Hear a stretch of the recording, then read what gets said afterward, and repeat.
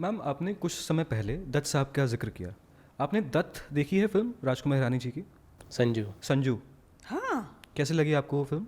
बहुत खूबसूरत और एकदम ट्रू डिपिक्शन है। ट्रू डिपिक्शन है मैं उनके। संजू को तब से जानती हूँ। 350 जो काउंट बताया वो उन्होंने, नहीं मुझे पता। और होगा भी यार, मैं जैसे बोलती हूँ ना कि ये हीरोज ना, दे वर लाइक ग्रीक गॉड्स। या और लड़कियां उनके ऊपर, मैंने देखा है संजय के साथ, मैंने गुमराह की, मैंने थानेदार की, women used to throw themselves at them and they would be just not because they want a role and all that in the film कि भाई स्पर्श हो जाए बस। हाँ, संजय ने मेरा हाथ पकड़ लिया या मुझे हक कर लिया तो बस उसमें। और अच्छा उस टाइम ना ये सेल्फीज का दबाव नहीं था, अगर वो होता तो पता नहीं कितना तो हो सकता है।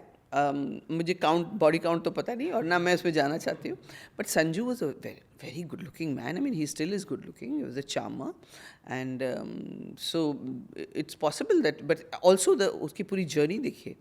आज हम वो देखते हैं उसकी बॉडी काउंट क्या थी, हम ये नहीं देखते कि उनकी जर्नी क्या थी और कहाँ से लेके अब वो किस तरह से उन्होंने अपने आप को रेक्टिफाई किया, कैसे वो मतलब जी रहे हैं, एक फादर बन गए हैं, एक तो पहले बेटी थी अभी 2 और बच्चों के बाप बन गए हैं, जिम्मेदारियाँ निभा रहे हैं। That is what we should learn from. I understand ma'am, but एक क्विंट का आर्टिकल था जिसमें दत्त साहब ने एक रियलिटी शो में कहा था कि मुझे कैंसर है और मैं जिम लगा के आया हूँ, उसके बाद जिम वर्कआउट करके गया और ठीक हो गया कैंसर। अब क्या है ना मैम कि एक आम आदमी जो छोटे शहर में है उसको इतनी इन्फॉर्मेशन नहीं है, उसने देखा कि मेरे हीरो को कैंसर हुआ, उसने जिम किया, सब ठीक हो गया। पर ये जो टर्म है पॉजिटिविटी, बट टॉक्सिक पॉजिटिविटी, हाँ टॉक्सिक। डू यू फील कि मैम ये कई बार सोसाइटी बहुत ख़राब इंप्रेशन डालता है? ठीक है मैं मोटिवेट हो रहा हूँ सोसाइटी को एक बात बताइए जी, आपके पास इतना सारा यूट्यूब, इंटरनेट, गूगल ये सब है, तो आपने ये क्यों समझ लिया कि जो उसने बोला उसी को फॉलो करना है? मैम बट आप जैसे आपने कहा कि हम हमारे हीरोज़ को आइडलाइज करते थे, अब सारी इन्फॉर्मेशन तो है बट मैं उस छोटे शहर की आइडलाइज करते हैं। अगर आप आइडलाइज करते तो हर फ्राइडे उसी हीरो का सुपर हिट फिल्म होता। मैम छोटे शहर में आज भी करते हैं। अगर आप करते हैं तो मेरी एडवाइस ये रहेगी छोटे शहर के लोगों को या चाहे बड़े शहर के लोगों को, आप देखिए कि उन्होंने बोला कि कैंसर ठीक हो गया, आप उसमें से ये मैसेज लीजिए कि भैया कैंसर ठीक हो सकता है, आप ये मैसेज लीजिए और फिर डॉक्टर की सलाह लीजिए, डॉक्टर क्या बोलता है वो करो।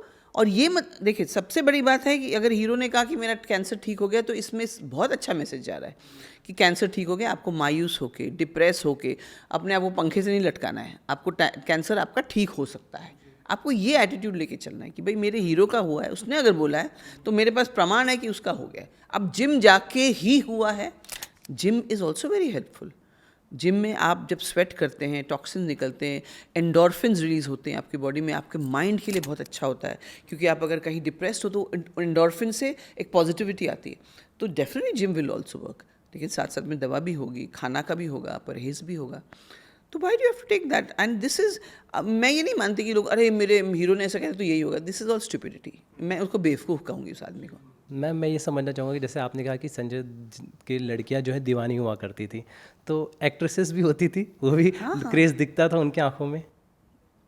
पता नहीं, शायद मैं भी कभी उनको आइडलाइज कर मतलब ऐसे देखती होंगी, लेकिन he was more like my buddy, you know. And मैंने उनके फादर के साथ अपना सोशल वर्क का जर्नी शुरू किया था अबाउट 45 ईयर्स, 42 ईयर्स बैक। तो दत्त साहब के साथ मैं एड्स के ऊपर, जब उस टाइम लोगों को एड्स के बारे में नहीं पता था, और हम लोग जाके एक डॉक्टर गिलाडा थे जिनके साथ एक एनजीओ में मैं काम करती थी, मैं beginning of my social work. अब तो मैं अलग एजुकेशन वगैरह में काम करती हूँ। दत्त साहब को हम उस तरह से जानते थे और संजू के साथ काम किया था, तो हम लोग का मिलना होता था। कभी कभार हम उनके घर भी गए। प्रिया दत्त को जब पहली बार एमपी के लिए इलेक्शन लड़ी थी तब भी मैंने उनको सपोर्ट किया, उनके साथ रैलियों में चली हूँ, तो उस परिवार से मेरा ख़ास लगाव है। And I am sure actresses भी पागल होती हैं, कहानियाँ भी तो हैं उसके बारे में। उनकी जर्नी बहुत इंस्पिरेशनल है, जिस तरीके से उन्होंने उस एडिक्शन से फाइट किया। वो रिहैब गए यूएस में कुछ साल, और इतने बड़े एडिक्शन, इतने सारे ड्रग्स कंज्यूम करने के बाद फाइट बैक करना, इट्स अ वेरी बिग, ये सीखना चाहिए, it's inspiration. But now I look back ma'am, जब मैं 90s का वो दौर देखता हूँ तो ड्रग कंजप्शन बहुत ज़्यादा हम लोगों ने दिखाया मीडिया ने कि बॉलीवुड इक्वल्स टू ड्रग्स, जबकि इट्स अ मिथ और ट्रू। अभी तो बिल्कुल अलग है।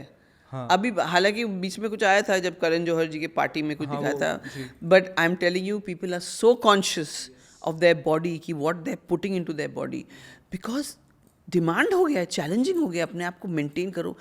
आज सलमान 58 ईयर्स के हैं और 59 के हो गए शायद, नहीं इस साल 59 के हो जाएंगे. Akshay is also 1 year younger than me, but look at them how fit they are.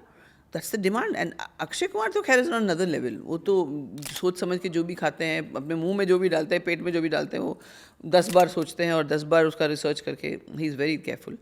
But I am just saying कि आजकल डिमांड हो गया है, तो अगर आप ड्रग्स में, और कौन लेगा आपको? पहली बात तो ये है कि आप गारंटी नहीं दे सकते कि आपकी फ्राइडे की मूवी सुपर हिट होगी. जिस दिन आप गारंटी देंगे तो आपके सारे टंटे बर्दाश्त किए जाएंगे. हाँ, आपको हम कंफर्ट देंगे. आप जो ये बोल रहे हैं कि मुझे मेकअप मैन, वैनिटी वैन, मुझे जिम चाहिए जहाँ मैं शूटिंग करने जाता हूँ. जिम तो खैर हमारे टाइम पे भी होता था कि भैया कोई हम आउटडोर पे जा रहे हैं तो हीरो के लिए और जो आर्टिस्टों के लिए एक जिम होना चाहिए था, या फिर एक रूम को जिम बना देते थे. तो हम आपके सब बाकी टंटे बर्दाश्त करेंगे, लेकिन अगर वो इंसान ऐसे ऐसे आए सेट पे, आप मुझे बताइए कितने लोगों को देखा आपने जो जानते हैं आपकी वो अल्कोहलिक है या जिनका करियर अभी भी चल रहा है. ये बात तो छोड़ो, जिन प्रोड्यूसर्स ने अपने सेट पे शराब पी 6 बजे के बाद, मैंने बहुत देखा ऐसे, और मैं उनको बोलती थी, वो अपने साइड में टेबल लगा के अपने दोस्तों को बुला के, शूटिंग चल रही है और वो पी रहे हैं, मैं उनको बोलती थी मत करो ऐसा, इससे आपका पतन होगा. आज वो कहीं नहीं है. उस टाइम में बहुत ज़्यादा कंजप्शन था मैम इस चीज़ का, अल्कोहल सेट पे या ये नो, आई थिंक कंजम्पशन अब ज़्यादा है, और not in the film industry, outside. आजकल विमेन कितना कंज्यूम कर रहे हैं अल्कोहल, और सबका ये है कि स्ट्रेस है. भैया स्ट्रेस तो फिर सुबह फिर आएगा, जब उतरेगी तब तो आपको डील करना ही पड़ेगा स्ट्रेस के साथ. तो फिर आप क्यों पी रहे हैं? तो उस स्ट्रेस के साथ डील करो ना पहले. अब आप पिएंगे, आप मोटे हो जाएंगे, आप अनहेल्दी हो जाएंगे, तो आपको डबल स्ट्रेस हो जाएगा. So this is what I mean. It's not that I don't drink. I drink very rarely now. I used to drink earlier, and not a lot because it never suited my stomach. But once in a while when I drink also, I ask myself, do you really want to have this drink? और 10 बार सोच के, तो कभी कभी मेरे दोस्त लोग भी पार्टीज में जब बोलते हैं यार पी लो यार, एक पी लो, फिर मैं एक को लेके पानी डालती रहती हूँ उसमें. So but it's not healthy. I will not propagate कि भाई अल्कोहल इज़ नॉट हेल्दी. वो जो कहते हैं ना एक ग्लास वाइन हार्ट के लिए हेल्दी है, अब वो पता चल गया वो भी हेल्दी नहीं है. मैम बट 90s में एक बहुत अनफॉर्चुनेट केस हुआ था, मुंबई बम ब्लास्ट, और उससे बहुत ज़्यादा फिल्म इंडस्ट्री भी इम्पैक्ट हुई थी.